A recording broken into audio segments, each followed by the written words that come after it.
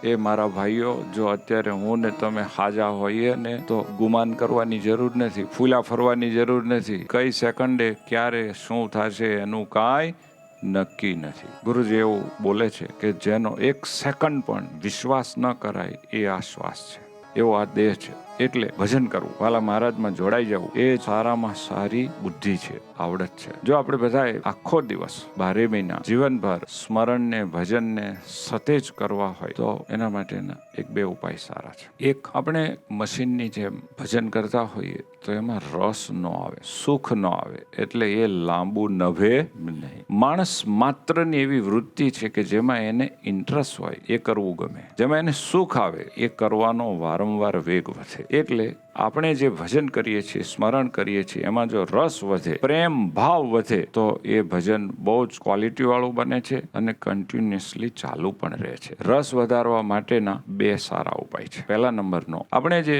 સ્વામિનારાયણ સ્વામિનારાયણ સ્વામિનારાયણ બોલ્યા કરીએ છીએ, અથવા તો હે મહારાજ, હે હરિ, હે નાથ આવું બોલીએ છીએ, એ હું નામ લીધા કરું છું એમ નહીં, પણ મારા પ્રભુને પોકારું છું. અર્થાત હું મારા મહારાજનું નામ લઈને એને યાદ કરું છું કે હે મહારાજ, હું તમારો છું, તમે મારા છો, તમે મારી હારે છો. આવો પોકાર ઉઠે, ભગવાનની હારે નાતો જોડાઈ જાય તો એમાં અનંત ગણો રસ અને સુખ વધી જાય છે. અરે કોઈ માં એના દીકરાને બોલાવે, બેટા એનું કંઈક નામ લે, તો આમ હૈયું ભરાઈ જાય કે ન ભરાઈ જાય ભાઈ? એમ આપણે પણ આપણા પ્રિયતમ પ્રભુ, આપણા પતિ, આપણા માલિક, આપણું સર્વસ્વ શ્રી હરિજી મહારાજને પોકારીએ છીએ, એને બોલાવી રહ્યા છીએ, એને સંબોધી રહ્યા છીએ. એ આપણી સામે જોવે છે, હું એની સામે જોઉં છું, આપણે એને એ બંને જોડે જોડે છીએ, આપણે વાતો થાય છે, આપણો સંવાદ ચાલુ છે. આવી રીતે જો આખો દિવસ સ્વામિનારાયણ સ્વામિનારાયણ આવું જે આપણને ગમે એ કરતા રહીએ તો ખરેખર બહુ જ એમાં રસ વધી જાય છે. એટલે એ ભજન બહુ જ ક્વોલિટી વાળું બને છે. એ લાંબો સમય સુધી ટકાવવું પણ સહેલું પડે છે. એક બીજો પણ ઉપાય છે, આપણે જે